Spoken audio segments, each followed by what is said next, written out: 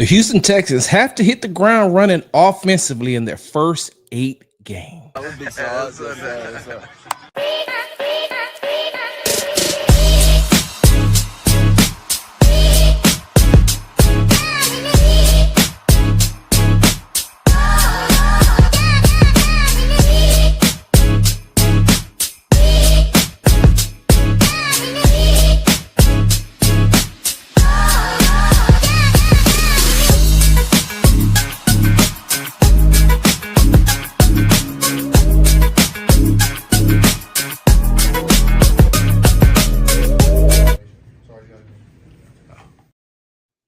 Hey, what's going on, y'all? You're tuning into the Texans Tailgate Talk. I'm your host, Big Sarge.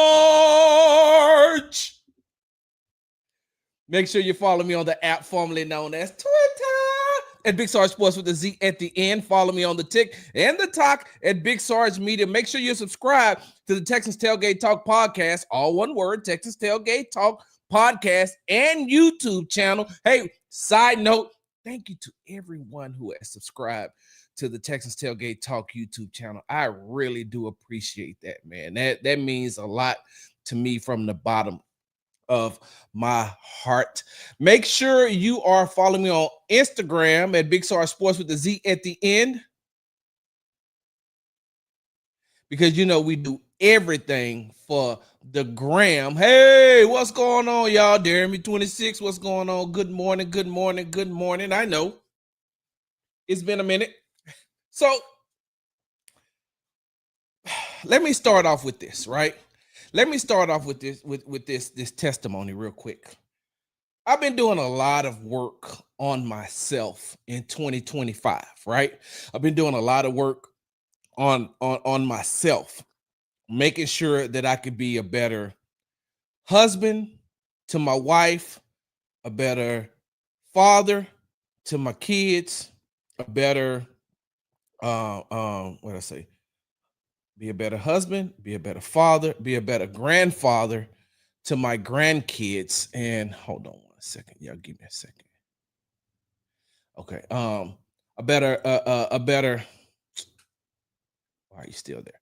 A better grandfather, but a better grandfather to my grandkids, a better uncle to my niece and my nephew, a better brother to my brother, and just to be a better human being and a better individual. So, you know, I want to say a couple of years ago, probably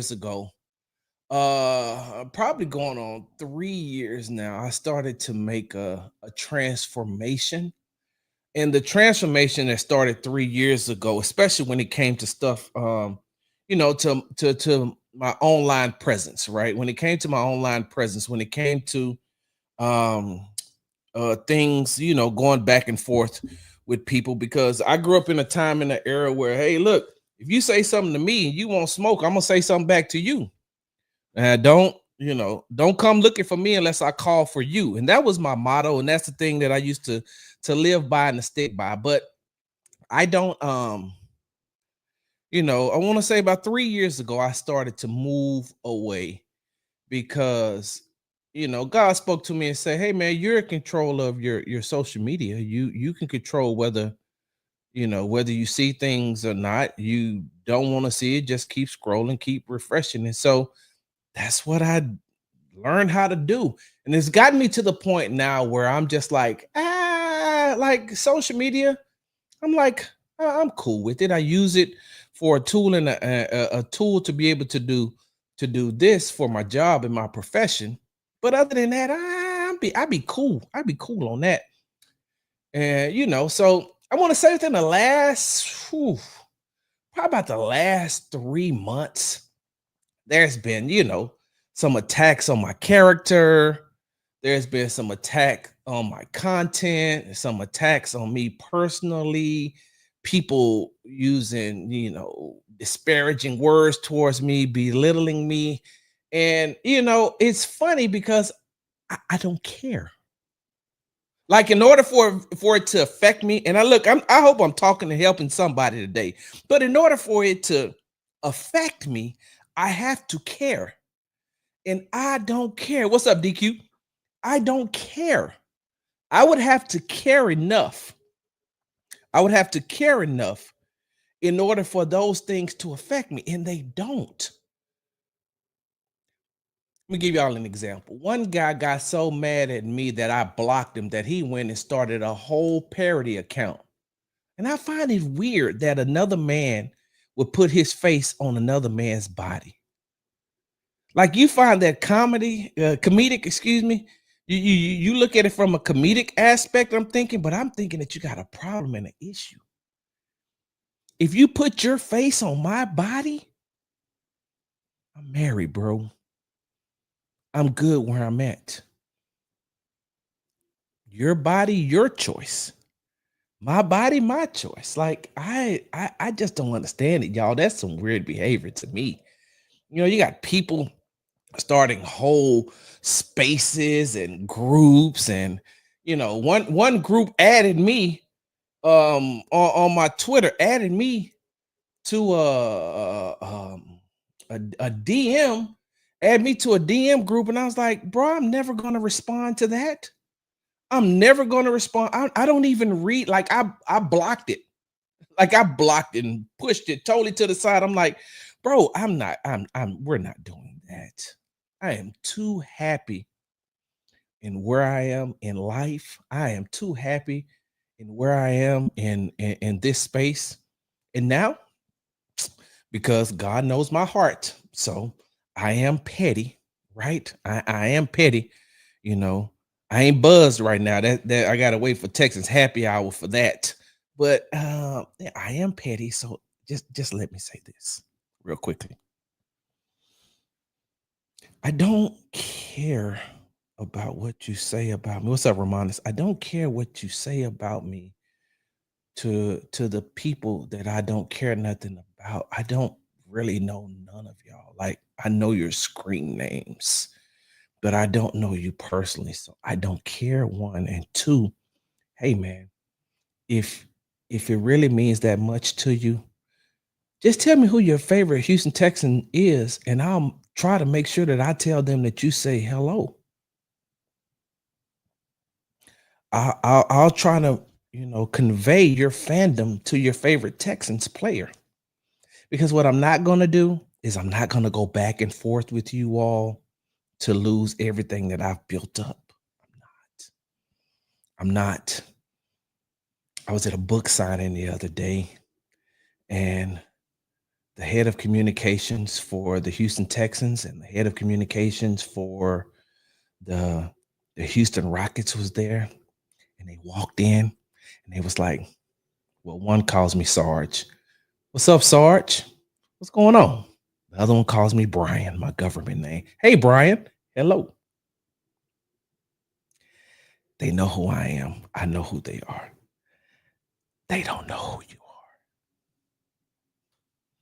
Remember, I told y'all when I flex, this is me flexing. Now that I got that out the way, happy Juneteenth. Hey, and if you're in your feelings, Walmart got them on sale, 2 for 1. If you're in your feelings, Walmart got them on sale. Or, hit up whoever you all have in that whole little, text chain that y'all got on and tell them Sarge is being mean again. Sarge is being mean again. I don't care. I don't.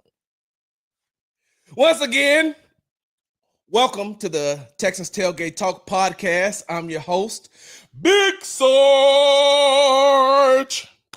All right. So you see the title of this podcast, right? Texans have to hit the ground running offensively. And so that's a play on words. Let me just say that's a play on words as far as the hitting the ground running offensively, because what I feel like has to happen once training camp starts on July 23rd, right? Once training camp starts on July 23rd, the Houston Texans offense is going to have a real good concept of what offensive coordinator Nick Caley is trying to do. You're going to have a real, like CJ and the rest of the offense is going to have a grasp of the concept, something that they've learned starting in voluntary OTAs, something that they picked up in Texans mandatory mini camp. Like they could see that leading into that. And so putting it out on the field, the basic concepts of what Nick Caley's offense is going to be, they put that basic concepts during OTAs. They install some of those things in OTAs and minicamp. And so what I feel like has to happen is they have to be ahead of the curve coming into training camp. They have to be ahead of the curve. CJ and the rest of the offense has to be ahead of the curve coming into training camp, because it's going to take a lot for them to pick up this system. It's going to take a lot for them to implement this system. And then in training camp, you only get to see what you can do in those practices against your own defense, which, by the way, is one heck of a defense. And then you get the joint practices and you get the preseason games before the regular season starts. And so once that regular season starts, right? Once that regular season starts, the Houston Texans offense only has a small window, I feel, in order to get it right within the first 3 weeks. I feel like they have to have that the concept of what Nick Caley wants to do. They have to implement it within the first 3 weeks, because coming out of that first 3 weeks, that's when things are going to get a little difficult. That's when things may, barring injuries to the teams that they're playing and barring injuries to their team, things are going to get a little interesting coming out of that, right? Because we know the first 8 games that the Houston Texans play against the Los Angeles Rams, the Tampa Bay Buccaneers, the Jacksonville Jaguars, the Tennessee Titans, the Baltimore Ravens, the Seattle Seahawks, the San Francisco 49ers, and the Denver Broncos, in that order, right? In that order. They have to play the Rams, Bucks, Jags, Titans, Ravens, Seahawks, 49ers, and Broncos in that order within their first 8 games of the season, right? And so what I did was I went in and I did a little digging, right? And I want to see how the defenses that they're going to play within the first 8 weeks, how they ended the 2024 regular season, where they ended up as far as the rankings are concerned. How good were they? How good were they last season in 2024? And so when I looked at the yards per game, right? And this is why I say they have to get it together. They have to make sure that they have everything together within the first 3 games, because the next 5 games is going to be a lot. It's going to be a hell of a lot, right? And so their first game against the Los Angeles Rams, they were 26, and the first stats that I'm going to give you is the yards per game.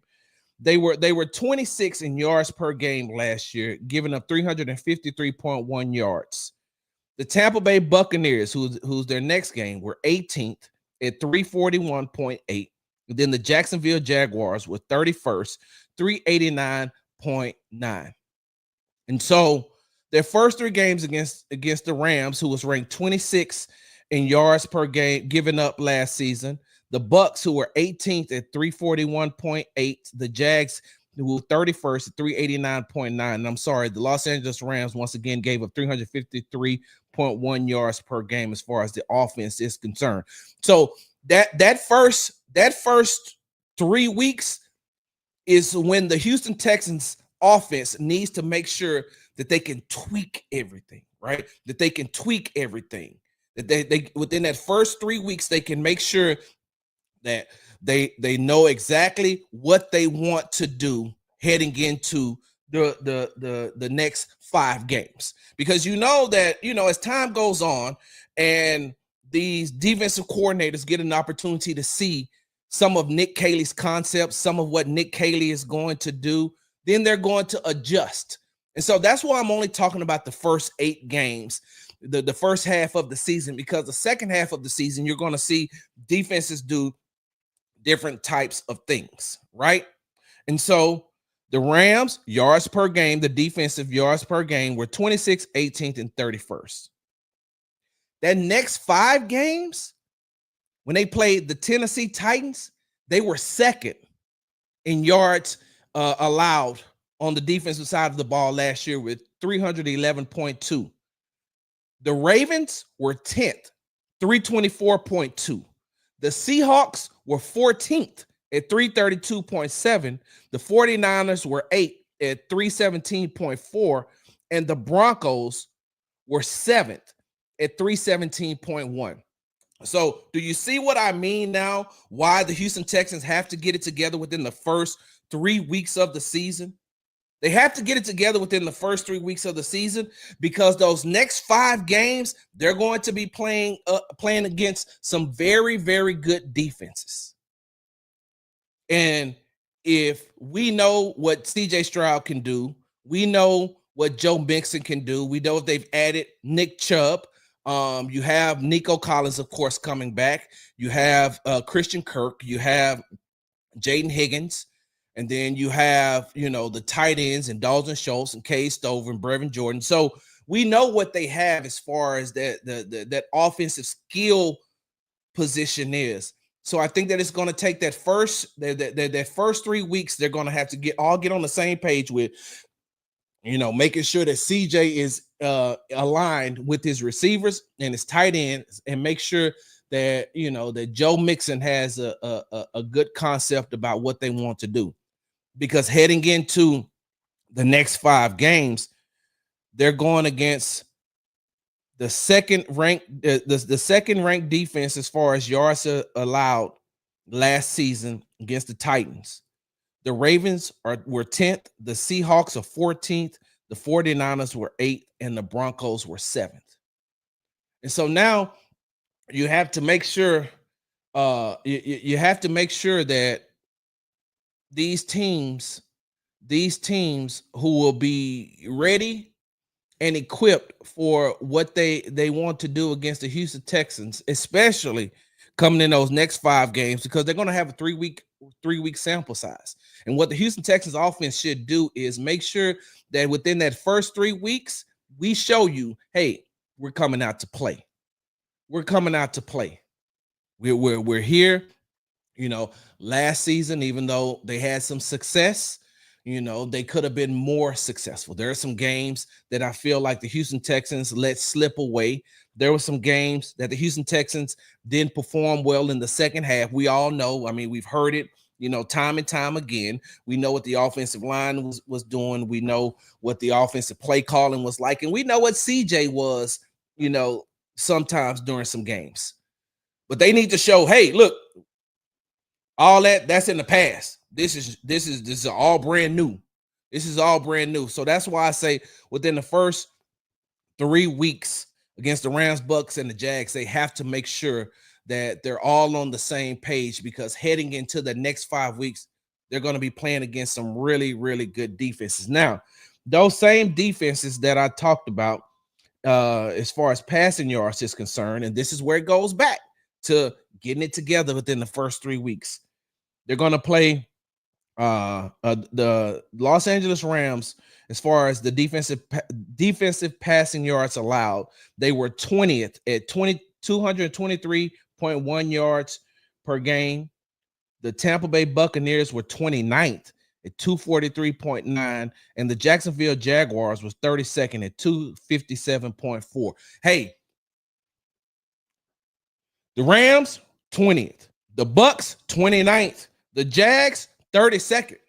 And we know Jacksonville, hey, look, you're not going to put Travis Hunter on the defensive side of the ball, so you really don't have to worry about them having, a better competent defensive back on that side of the ball. So this is where the Houston Texans, CJ Stroud and those wide receivers and tight ends, once again, need to take advantage. They need to take advantage of these first 3 weeks going up against the 20th, the 29th, and the 32nd ranked defense as far as passing yards is concerned. And I feel like that's where Nick Caley should also, not show his total package, not show the total package of the offense, but make sure that he's showing just enough to throw the defense in the next 5 weeks off a little bit, so you can still implement those type of plays. The one thing that an offensive coordinator will tell you is the element of surprise is the best as far as going up against defenses, because when the defenses see that you have a certain trend, that they know that you're going to do certain things a certain way, they adjust to that, and then it's a copycat league. I said this on numerous occasions. I said this on my show. I've said this on the former show that I was on, and I'm going to say this again. Week 2.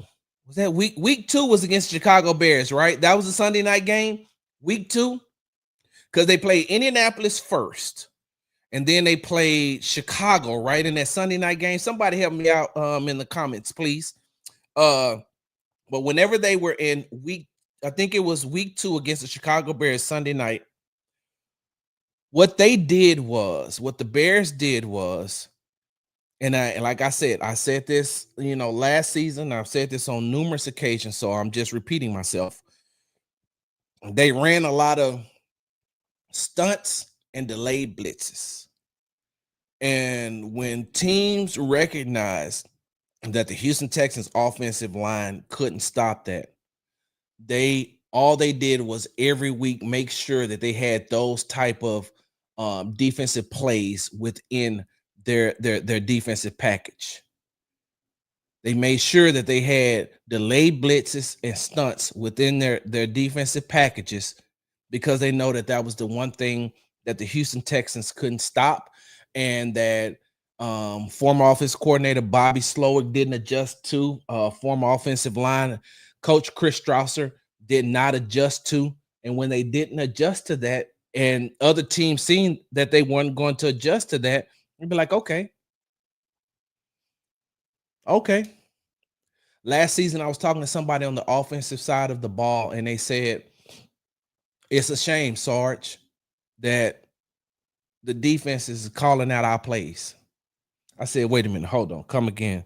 Say what? I said, like, I don't know how many of you all play Tecmo Bowl, right? That I'm aging myself, but you see all this gray hair. That's not donut residue. This gray hair. I'm aging myself. I don't know how many of you all played Tecmo Bowl back in the day, but if you did, you know that if you had your controller and the other person had their controller, and if you could see the play that they picked, you could pick that same play and it was going to automatically stop it, right? It's going to automatically stop it. So if I'm watching your hands and I'm seeing you pick a play, it got to the point where my friends were turning to the sides and, picking their plays like this, because if you're going to keep your hands right there and I can see them, I'm going to use it to my advantage. It's right there. If you don't want me to see it, find some way to hide it, because that's what I was doing. I was calling my plays to the side, like, you're not going to see my hands. I'm like, I'm looking at the corner of my eye until you pick up on it that I'm watching your plays. So anyway, as I digress, right? I felt like throughout the season that the defenses were looking at Bobby's controller and picking the plays, and then I got it confirmed.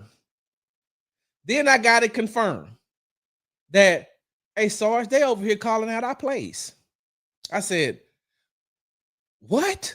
Yeah, you can hear them. As soon as we line up, they already know what the play is going to be, right?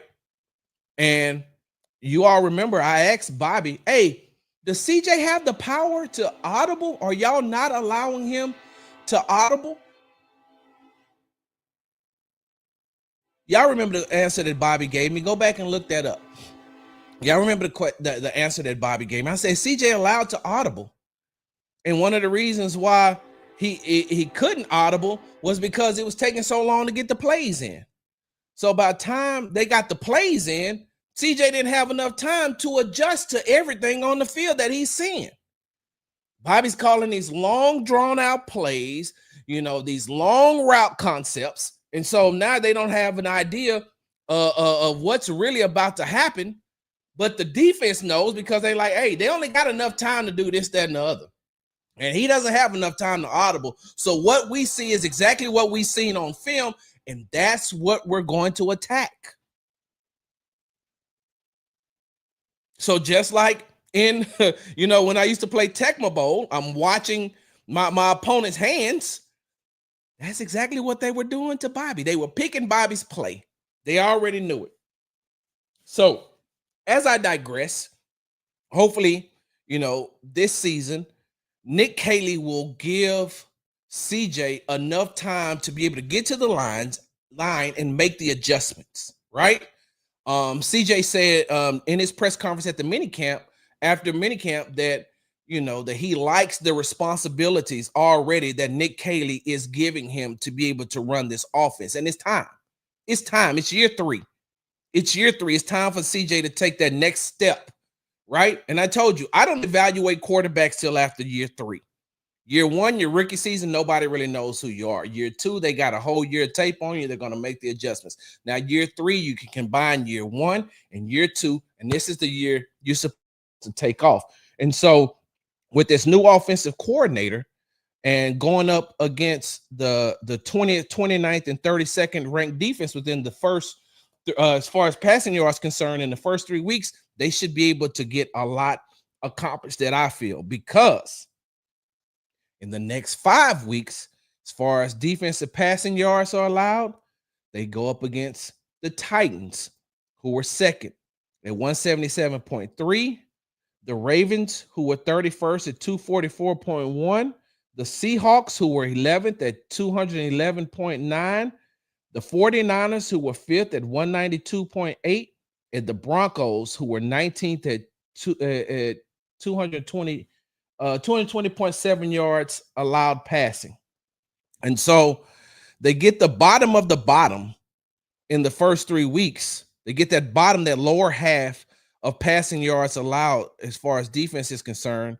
And then it picks up with the second. The Ravens had a lot of injuries last year, and they just added Jair Alexander. So they shouldn't, I don't think they're going to look up and they're going to be ranked 31st again as far as passing yards is allowed. And by the time they get to the 5th game, they should already have a offensive identity. And it's time. Side note.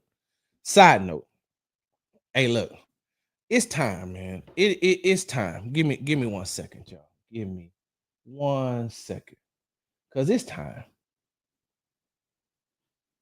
What am I looking for? Give me 1 second. I just want to make sure.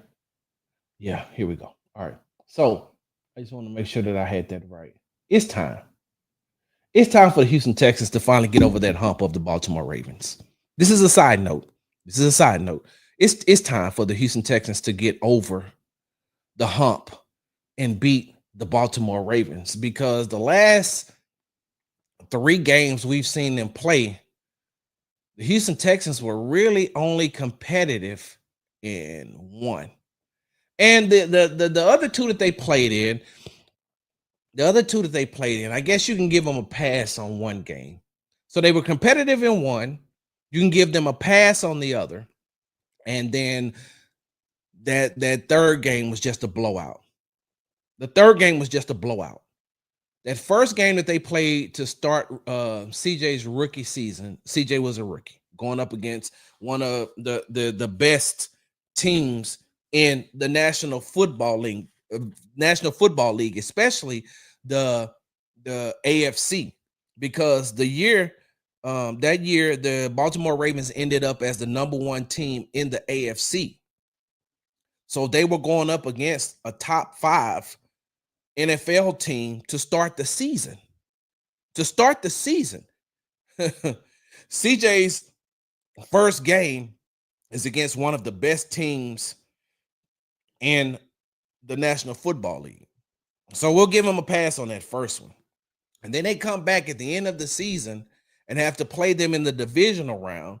And, no excuses. I'm not going to make any excuses that the Houston Texans didn't have their full core of players there. They didn't have, they only had, as far as wide receivers are concerned, they only had Nico Collins, but they were still tied 10-10 at the half.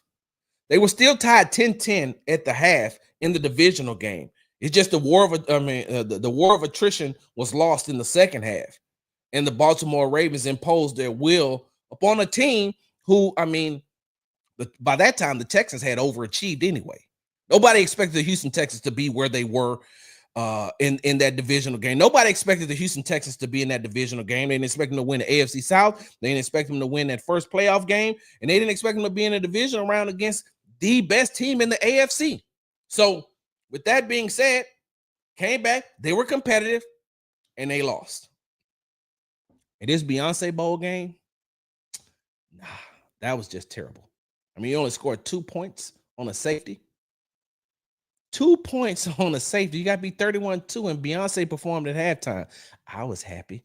I'm going to see Beyonce in about a week and a half, and I can't wait. I digress. They're going to play, and this is passing yards allowed by the defense in starting week 4. They're going to play the Titans, who were ranked 2nd, the Ravens, who were 31st, the Seahawks, who were 11th, the 49ers, who were 5th, and the Broncos, who were 19th. And so that's still some, an avenue in a way that the Houston Texans can, within the first 8 games, get themselves going. If they take advantage of the defenses in the first 3 weeks and work out all the kinks, that they had coming in to the season. And what I mean by the kinks is, there's going to be some hiccups learning a new offensive system. These guys have to learn a whole new offensive system from the ground up. Now, are there going to be some concepts that are going to be familiar to that Texans offense? Are there going to be some concepts that's going to be in there that CJ is going to be familiar with, that Nico, that Joe is going to be familiar with? Of course, there will be. With that being said, you work all of the other stuff out within the first 3 weeks. That first 3 weeks, you're working out your offensive line rotation. You're working out, okay, this is who we started with. By week 3, you should still have your starters, barring injury. All right, because if week 1, it works, and then in week 2, it doesn't, week 3, you should have it together. You got that first 2 weeks to say, okay, all right, this is who's going to be our starters. You work that out. CJ working out, hey, route concepts. I already know what Nico's going to do. I already know what my tight end's going to do. Christian Kirk, we've been on the same page in training camp. We need to stay on the same page. Jaden Higgins, training camp, we got some extra work in. We need to stay on that same page, right? We need to stay on that same page. And so that first 3 weeks, as far as the passing game is concerned, that's when, they should thrive, because they play some really good defenses in the next 5 weeks. Now, to me, this is where it gets interesting, because, we know, and we're a firm believer in what running back Joe Mixon can do. We know that. We know what Joe Mixon can do. We know what how Danny Barrett coaches him up, and that's the running backs coach and the assistant head coach. Excuse me. We know that Danny Barrett and what he brings to that running back room. We know what Joe Mixon brings. Joe Mixon made the Pro Bowl last season, and he made a Pro Bowl behind an offensive line that was ranked dead last in the National Football League. And so this year he's coming in. There's going to be some new components, some new players, the new offensive system, but you still have Joe Mixon. You have Nick Chubb. If they decide to keep Nick Chubb, if he has a great training camp, and like I said before, if he can give you 85% of what he was in 2022, I told you when I was on the Texans Happy Hour with Brandon K. Scott that after listening to D'Amico, after seeing Nick Chubb, after listening to D'Amico, and after listening to Nick Chubb, I'm more, instead of 50-50, I'm 70-30 now on Nick Chubb. I'm 70-30 on Nick Chubb. And so with that 1-2 punch, if Nick Chubb is able to stay healthy, if Joe Mixon is able to stay healthy, and that's what they're going to do, and you give Woody Marks a touch, a touch or two here or there in these games, you get that offensive line getting downhill, getting to that second level, being able to block. The Houston Texans should be able to take advantage of their opponents within the first 8 weeks as far as the running game is concerned. That's why the title of this podcast is Texans Have to Hit the Ground Running Offensively. They have to hit the ground running because the Rams have the 20, and this as far as defensive. Once again, these are defensive statistics, and these are run yards given up by the defenses with the first 8 games the Houston Texans play coming off of this is the 2024 regular season stats. The Los Angeles Rams were ranked 22nd at giving up 130 yards rushing per game.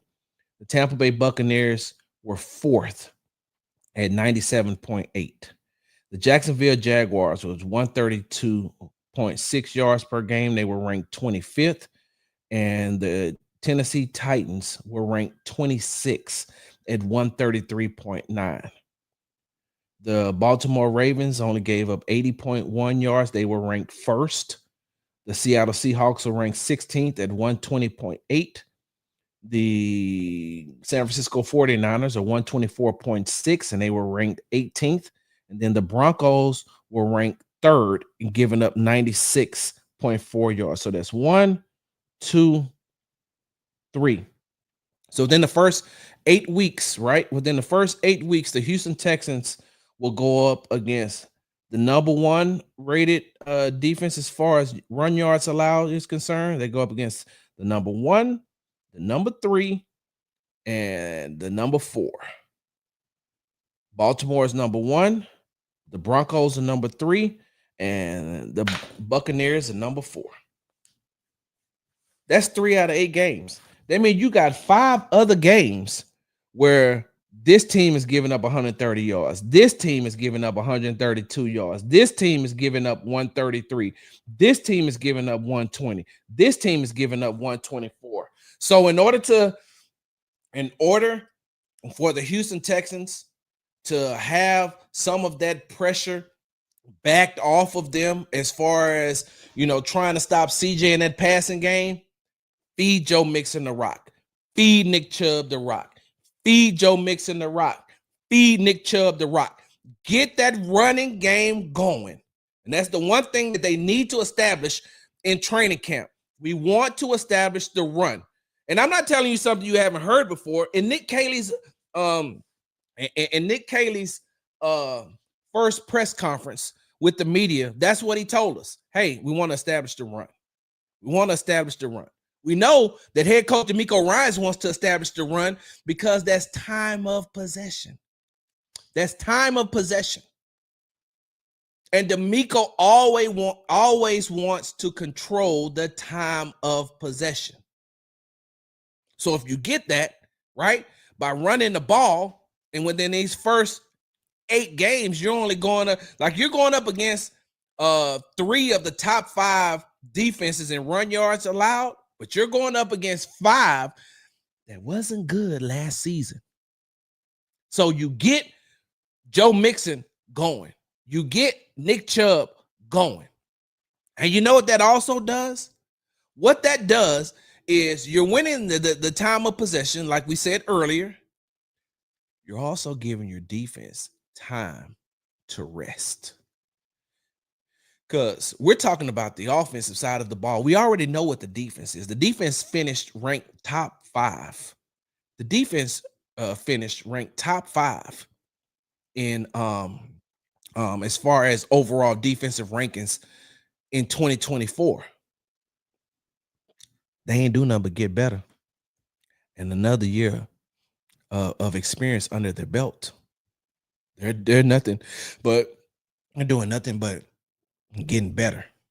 And so the longer you can keep your defense off the field, the better. Because even if you make a mistake, that defense will go back on and be like, "Hey, I got you. I got you. Don't worry about it. We got you. We got you. We're gonna go get you the ball back, CJ." And y'all know they talk like that, right? Y'all know that they talk to each other like that, right? Oh, don't worry about it. We're gonna go get you the ball back. Whether it's by turnover or whether by it's on downs. We're gonna get the ball back. We'll get the ball back for you. And so that's why the run game is the most important thing that the Houston Texans have to establish within the first 8 weeks. The passing game, they need to establish that within the first 3 weeks. If you establish that in the first 3 weeks, that next 5 weeks, all you're doing is building on that. What they say, stacking days, you're just stacking days, right? Because the Rams, the Bucks, and the Jags, as far as their yards per game given up last year, they were, some of the worst. They were some of the worst. And so that's why I say Texans have to hit the ground running early on, right? Early on. Woo. This has been great. I missed y'all. Okay. I got something else that I want to say. I got something else that I want to say. But I'm going to hold it for just 1 second. For those of you all who are on this audio adventure with me, I am doing this podcast live, meaning that the supporters of the Texans Tailgate Talk are in the comments right now, and I haven't really gotten a chance to address them. So you all know how I do this when I go live and the comments are there. I like to interact, and so I'm gonna go back. I'm gonna end this podcast, and I'm gonna go back so I can interact with the supporters of the Texans Tailgate Talk. So, supporters, y'all hold on for just 1 second. And for those of y'all who are on this audio adventure with me, why you ain't subscribed to the Texans Tailgate Talk YouTube page? Because I go live on there. Why you ain't subscribed so you can hop into these comments as well? I'm just saying. I'm just asking a question. That's all. Ain't nothing wrong with asking questions, is it? All right. So y'all hold on for 1 second because we got something that we need to talk about. And this is going to be a bonus, right? This is a bonus for all the people that are tuning in live right now, because there's a certain someone, and I'm not going to call his name, but I'm pretty sure that once I start talking about the situation, he's going to know exactly who he is. And I put up a post on my Twitter page the other day. They said that the Texans fans don't play about CJ Stroud. They don't. And so for those of you all who are watching this live, y'all hold on for a second because we're about to talk about that. And if you're listening to the podcast, then guess what? Make sure you're subscribed to the Texans Tailgate Talk podcast. All one word and available where you get your podcast from. Make sure you subscribe to the YouTube channel at Texans Tailgate Talk. All one word. Make sure you follow me on the app formerly known as Twitter at Big Sarge Sports with a Z at the end. Follow me on the Tick and the Talk at Big Sarge Media. Make sure you follow me on Instagram at Big Sarge Sports with a Z at the end, because we do everything for the gram. Happy Juneteenth. I will see you all Thursday evening for the Texas Happy Hour, which is sponsored by Hall Family Estates. They say you can't buy happiness, but you can buy wine, and that's pretty close to the same thing. Make sure you go to www.hallfamilyestates.com. Big Sarge, I'm out. That would be so awesome.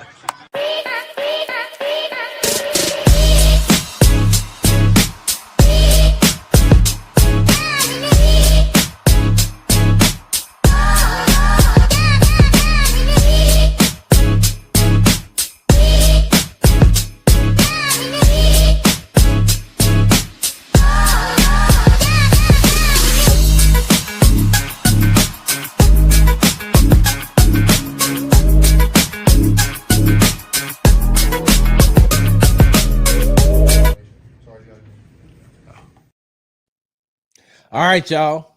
What's going on? What's going on? I appreciate y'all. Y'all give me a second. All right. Y'all give me a second because I'm old and I gotta pee. And I've been holding it for a long time. And for those of y'all know, I'm 53 and a half years old. I can't hold it like I used to. Like when I was 7 and 8, bladder was amazing. I'm 53 and a half now. My bladder ain't as strong as it used to be. I'll be right back, but I got to pee.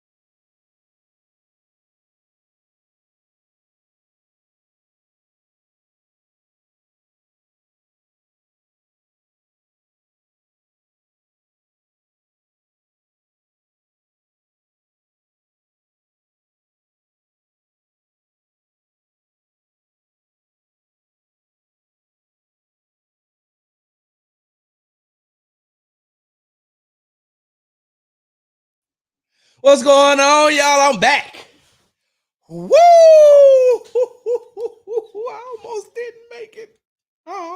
didn't make it.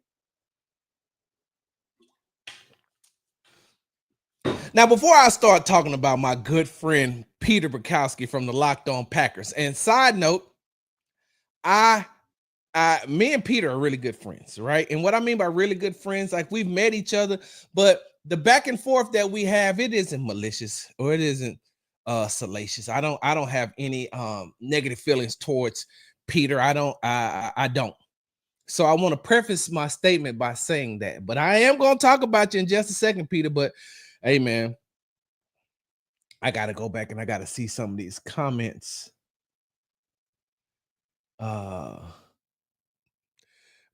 I hope we're able to move the ball this season for yards to the end zone. Yeah.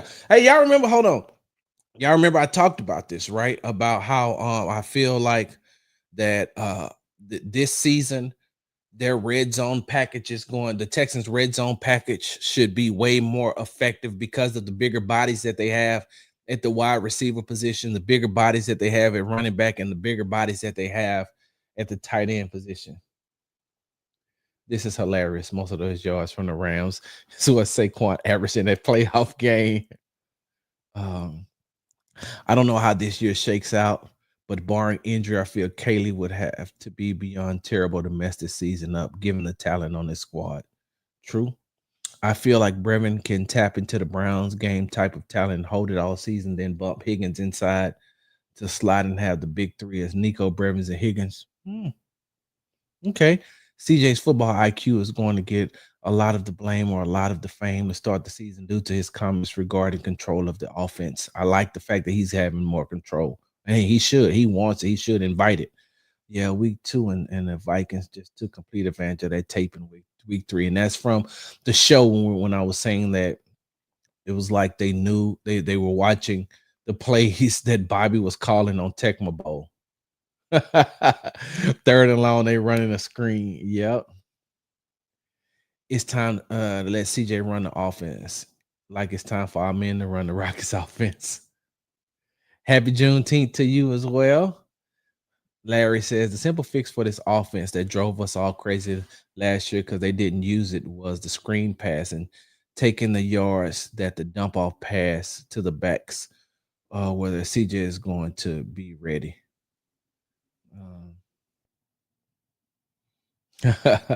We can't count the Beyonce Bowl. Beyonce Bowl is tragic abnormality. When they finally run something other than a handoff after 20 plus yards completion, it is just throwing away a down and it's lazy coaching. Do you believe they're better suited to hit the ground running this year versus last year's offensive roster? So it's crazy because last year's offensive roster, Senior Boble, last year's offensive roster, I felt like had more talent, and that's including what am I? Stephon Diggs and Tank Dell. Only because Christian Kirk has to work himself into that offense. I do believe that Christian Kirk is a very good wide receiver, and then you got a rookie, and so Tank Dell had proven that when healthy, how effective he could be. And then going into the second year, the type of connection that him and CJ had. So last year, I felt like they were a little better offensively heading into the season. Yeah, that's all I got. Bobby being predictable made CJ become hesitant. CJ was not the issue. The scheme, which is said every day on the radio, was the problem. Sure, we lost a wide receiver, but Bobby still tried to run the same bull crap. What's up, Marcus? This ain't Buzz and Petty. The climb to the mountaintop is going to require beating these teams that they have been in their way. The Ravens and the Chiefs, and we have the quarterback and the offense to do it, and of course the defense. What do you mean? You mean the offensive tackles? You're not talking about the Texans edge rushers, right? Because when I see edges, I'm thinking the edge rushers, but you're talking about the offensive tackles, right? And as far as we know right now, in right tackle Blake Fisher and left tackle Cam Robinson. Okay. Good morning. So by the time the Texans and Ravens play, Jared will be watching the game along with the fans. You think he gonna be hurt, Tate? You saying that he gonna be hurt? Titus actually having an entire offseason of practice at guard might help him become effective at that spot. I like to see that he's been stepping up more as a leader. So, and good morning to you, D-Dog. I'm gonna leave that comment up real quickly because, I mean, I put this out. I want to say about a month and a half ago when I said that it's time for Titus to become the captain, right? To be a captain, excuse me. It's time for Titus to be a captain on that Texans team. And in order for him to be that, then he's going to have to step up and be the leader that young offensive line group is going to need. I'm not talking about the veterans that they've added. We know that, but Titus is him, and I think it's Kaimi Fairbairn is the longest tenured Texans here. And so it's just time. There's no more Laramie Tunsil. It's Titus's time. There's no more Shaq Mason, and I'm talking about those as veterans that were in the room. These other veterans, they're just being added to the team. These young offensive linemen have looked up to Titus since they've been here. So it's time for Titus to take that next step and become a captain. But in order to do that, and this is what I said, D-Dog, like I said, about a month and a half ago. In order for him to do that, the Houston Texans have to put him in a situation where he has to be successful. And how he becomes successful is you put him at one position, and barring injury, you leave him there. Am I a big fan of Titus playing guard? I'm not. I'm not a big fan of Titus playing guard. Titus is a tackle, right? And I'm not a big fan of him playing right guard. Like if you're going to put him at a guard position, he already has he already has some game reps at left guard. So put him at left guard where he can just build on what he was, what he knows if you're not going to play him at the tackle position. Right now, I also don't like Titus at the right guard position because I don't feel like Blake Fisher is big enough weight-wise to play tackle. One of the things that I put out when Brandon K. Scott was on the show last week was Blake Fisher got to eat. Blake Fisher has to eat this offseason in order to get bigger, because if not, he's going to look exactly like Kenyon Green did coming in last season with not enough weight on his body to be able to sustain going up against those larger defensive players.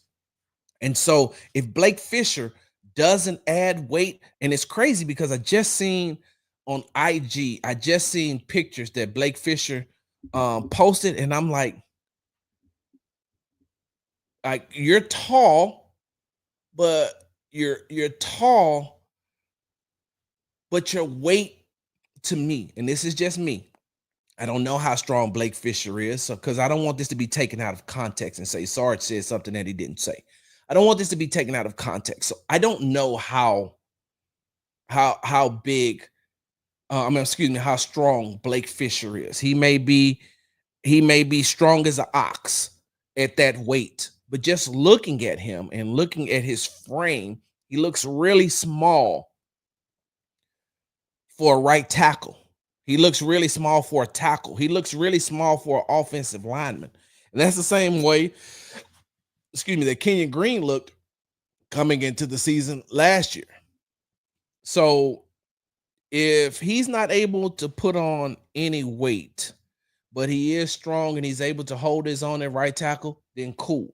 But if not, you're going to have to make that determination early, because if not, I feel like you just go ahead and kick Titus back out to that right tackle position, maybe insert Juice at that right guard, or you bring in Ed Ingram at the right guard, because I think Laken Tomlinson is playing the left guard right now, but you insert him right there. Or if you're going to keep Titus right there, you're hoping that Trent Brown is healthy enough to come in and also play the right tackle if Blake Fisher can't do it. And I'm going to be honest with you, I believe that Blake Fisher, I just want to see him add weight, but outside of I don't have any inclination that Blake Fisher can't get better. I don't have any inclination that he can't get better. I just need him to add more weight. Like, he just doesn't look the part right now, right? I feel like he can be the part. He just doesn't look the part. And if he's not the part, then kick Titus back out to right tackle. Or if you're going to keep Titus at right guard, then hopefully you can still get some effective snaps out of Trent Brown. Because Cam Robinson is he's left tackle, period. Yeah, there's no other position that he's going to play. He's a left tackle, and that's it. He's like Laramie Tunsil. Laramie Tunsil is a left tackle. He ain't moving nowhere else. You can't put him nowhere else. That's the one thing that's been very beneficial for the Houston Texans this season. Since they've gotten Titus, is that Titus can play pretty much every position on the line, including center. I found that out last year. Last season, I found out, like, wait a minute, I didn't know Titus could play center too. So, yeah, the one thing that I feel like if Titus is going to be effective, they have to establish where they want him to play for the season, and barring injury, just leave him there. Let him build the reps on wherever you're going to put him. If you're going to play him at right guard, then keep him at right guard. Just let him build up some habits. Now, with that being said,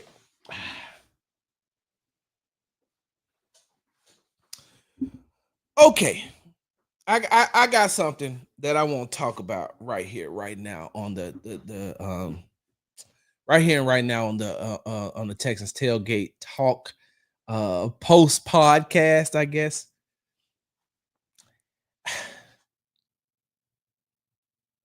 So Peter Bukowski from Locked On Packers has this infatuation with CJ Stroud. And I tell him that all the time. Bro, you're infatuated with CJ because the team you cover has nothing to do with the AFC South.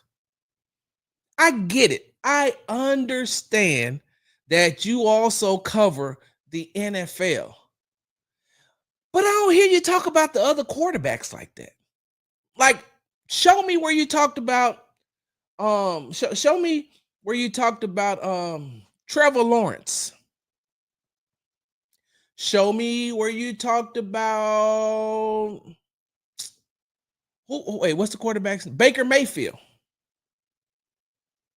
Show me where you talked about Justin Herbert, Joe Burrow, ad nauseum, like you do CJ Stroud. Like, I just don't get it. And what I also can't understand is you always want to compare CJ to Jordan Love. CJ's going on his third season. What somebody tell me, let me look it up. What year is this for Jordan Love? Hold on. Let me see. Y'all give me 1 second. What year is this for Jordan Love? You know what? I need to look it up this way because this is going to tell me more. Jordan Love stats. Give me a second, y'all. I need to go to Pro Football Reference. Here we go. Jordan Love. Jordan Love is going on his 5th season, right? Jordan Love is going on his 5th season. He didn't play a lot the first 2 seasons, but he's been a starter the last 2, right? He's been a starter in 2023 and 2024. So he's going into his 5th year. CJ is going into his 3rd. And even if you take away, right? Even if you take away the first 2 years of Jordan Love not really playing behind Aaron Rodgers, cool. I got it. But he sat behind a Hall of Famer, a first ballot Hall of Famer for 2 years. When CJ came in the league, who is he supposed to watch and to mimic? CJ came right in and started. And everybody know that Jordan Love wasn't going to be able to come in and start over Aaron Rodgers. Of course not. Aaron Rodgers is a Hall of Famer. Anybody who said that would be crazy. But if you sit for 2 years and learn behind a Hall of Fame quarterback, when it's your time to shine, when it's your time to play, when it's your time to start, you have all of that. And you have 2 years of experience in the NFL already. So if you're starting by year 3, right? If you're starting by year 3, after the 2 years of sitting behind Aaron Rodgers, after learning how to be in the NFL, learning how to play in the NFL, how in the hell can you compare that to CJ Stroud going into year 3? Oh, well, Jordan Love is blah, blah, blah, blah. Oh, I get it.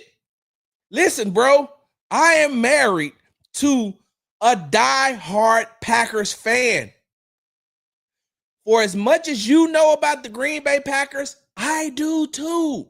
My wife loves the Packers so much that she made sure that when they opened up that small window to buy 0.00001% in the Packers, she did it.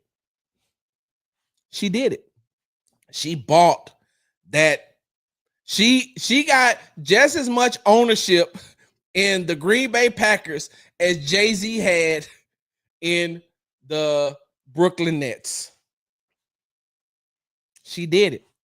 Die hard, knows the roster, knows the players, knows she knows. Anything I need to know about the Green Bay Packers, I don't even look it up. I ask her first. Hey, so Jair Alexander. And then she just tell you. Oh, she was hurt. She was hurt when Devontae Adams was no longer part of the Green Bay Packers. Oh, that hurt her heart. She is a Devontae Adams fan. And so I'm saying that, and I want to make this clear again. I'm not attacking you, Peter. I just don't understand why. I just don't understand why CJ resonates in your mind like that. You tried to talk about, semantically speaking, about how Bryce Young was better than CJ Stroud after game, what? You said game 8 on? Like game 8 on, how he was better. And hold on for a second. Give me 1 second. I need to look up something.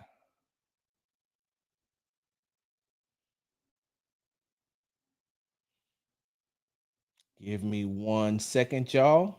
Because now we just talking. Game logs 2024. I think you said from week 8, if I'm not mistaken. Something about week 8.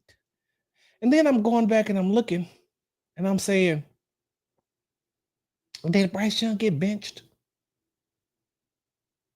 Like, Bryce got benched too, right? And then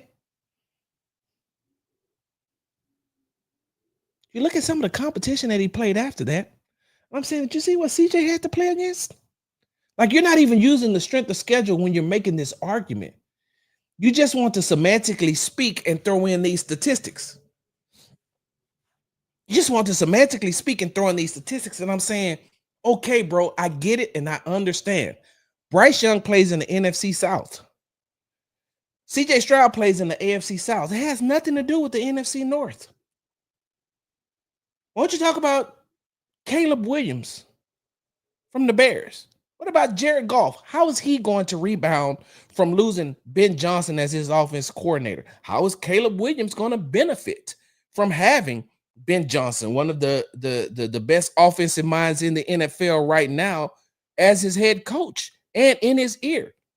If Ben Johnson was able to do this with Jared Goff, then he should be able to do this with Caleb Williams, who is a more athletic quarterback. Now, not as much as a game manager as Jared Goff, who was able to manage like that. But Caleb Williams, if you can, get him to buy into what you're doing, I think that you're going to have a pretty good quarterback. So who's all in there? You got the Bears, the Lions, the Packers. Who am I missing? Who am I missing in the NFC North?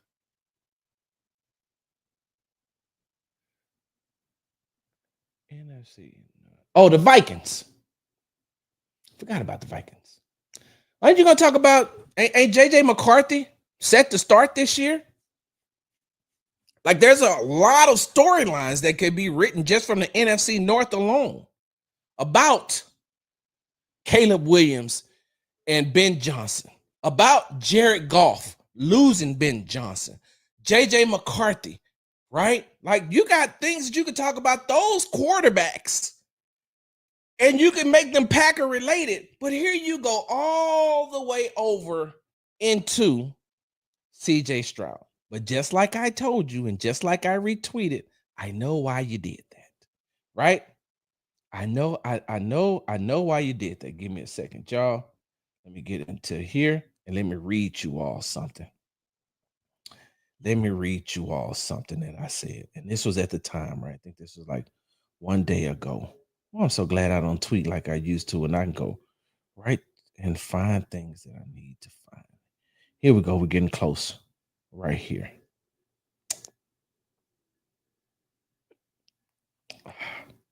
Oh, that's because I know what I did. I reposted a lot of stuff this morning. Where is it? Come on, Sarge.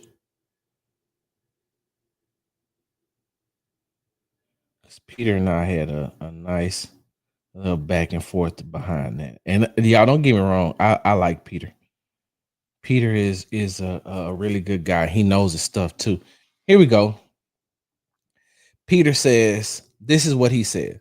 I don't know who needs to hear this, but from week 8 on last year, it was week 8, Bryce Young outproduced CJ Stroud in every efficiency metric we care about, and it wasn't particularly close. The "it was a bad situation" excuse falls apart pretty fast when you think about it that way. And what I told Peter was, hey, it must be a slow day for you, bro, because you're engagement farming, right? You're engagement farming. And you know what that one tweet has gotten? 177,000. 177,000. 177,000 views. I said, oh, when it was at 132, I said, see, Peter, I told you what you were doing. I knew what you were doing. Hold on. Where did I put this? Let me see if I can find the replies. I can't find where the one guy said use the host of Locked On Packers or Locked On CJ Stroud. I can't remember where I put that. But my whole thing is this, right? My whole thing is this. Is that I get it. CJ moves the needle. But one of the reasons why CJ moves the needle, Peter, is because the Texans fans love CJ Stroud. Love him. They love him. And they're going to fight hell and high water for CJ Stroud. You remember when T.O. was talking about Tony Romo was like, that's my quarterback, man. That's my quarterback. That's how a lot of Houston Texans fans feel. You can't say one thing about CJ in a negative light and don't expect them to come for you. That's why you have 177,000 views on that tweet, Peter. Oh, I made sure that I retweeted it. That's part of my listen. Like Steve Harvey said, God ain't finished with me yet. That was part of my pettiness. I knew what was going to happen. I made sure that I retweeted it because I wanted the Texas fans to know, hey man, look at Peter talking about CJ again. There you go, talking about CJ again. And him and I, Peter and I, had this great back and forth when I was on that former show last year, before the Packers and the Texans played. And I told him exactly how Jordan Love was going to play. Like, bro, I watched this team too.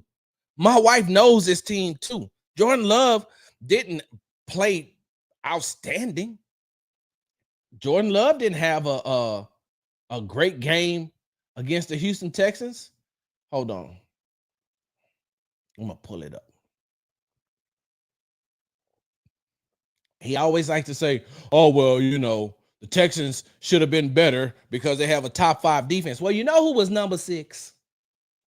Do you know who was number 6, Peter? The Packers. The Packers was number 6. Give me a second. Let me get to these game logs. Hold on. Let me look at the playoffs.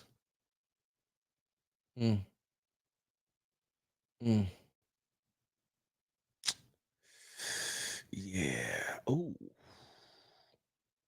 Okay. 2024. Let's go ahead and look at that.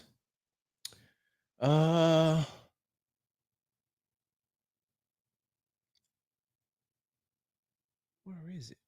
Houston. It'd be Houston 24-22. I was at that game. I remember how that game ended.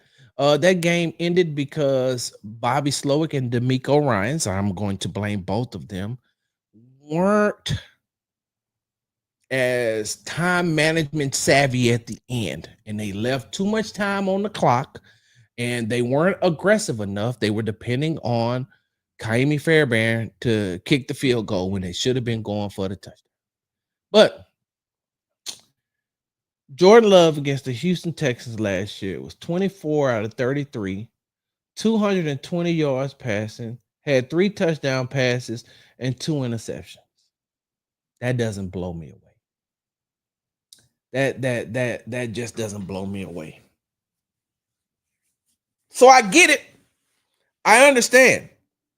But all I'm trying to tell you, Peter, as a friend, as someone who works in this media field as well, it's like, hey, like CJ ain't the one you want to come after, right? CJ, you got a better chance at going after Dak Prescott because though the way that some of those Dallas Cowboys fans feel about Dak Prescott, you got a better chance of going to him. It'll still get you some engagement because you're going to get Cowboys fans, the ones who like him and don't like him. So you'll still have some engagement, right? Go after Joe Burrow. If you're looking for engagement, those Bengals fans will engage you. Go after Patrick Mahomes. Those Chiefs fans will give you what you're looking for. Lamar Jackson. Those Ravens fans will definitely, that Ravens flock, they'll give you that engagement. Bills Mafia with Josh Allen. They will give you exactly what you're looking for, right? As far as engagement. Houston Texans fans, they're going to give you that and more because, Peter, I don't know where you live. I just know you cover the Packers, right? So do you may live somewhere in that Midwest area. I don't know. But, Peter, let me tell you something about Houston, Texas. Let me tell you something about Houston, Texas. Let me tell you something about the citizens of Houston, Texas. First of all, Texan citizens by itself, we think different, Peter. We think differently. You see that right there? That's the whole state of Texas right there. You see how big that is, Peter? We can put some of the states in the United States right here in that. And you see what that star is, right? Let me see. That star right there, that's Houston, right? That's Houston right here. Do you see over here? If I go west, right? You see over there at the end, close to by where that Jersey is? That's El Paso. It takes 896. I mean, it's 896 miles in between 13 and 15 hours to drive from this star to the end right there. Peter, if I start here and go east and go through Louisiana, Mississippi, Alabama, Georgia to get to Atlanta, Georgia, from this star to going through three states to get to the fourth state I'm trying to get to the city I'm trying to get to, Atlanta, Georgia, from this star to Atlanta is 896 miles. It takes me that same time to drive in my own state. I'm telling you that because that's why people, when you ask, hey, where you from? They just say Texas. They don't feel like they need to tell you they're from Huntsville, Madisonville, Sugar Land, Dallas, Abilene, Irvin, El Paso, Tyler, Waxahachie, Texarkana. They don't Galveston. They don't feel the need to have to tell you where they're from as far as city is concerned. They just say from Texas. That's it. Hey, where you from? Texas.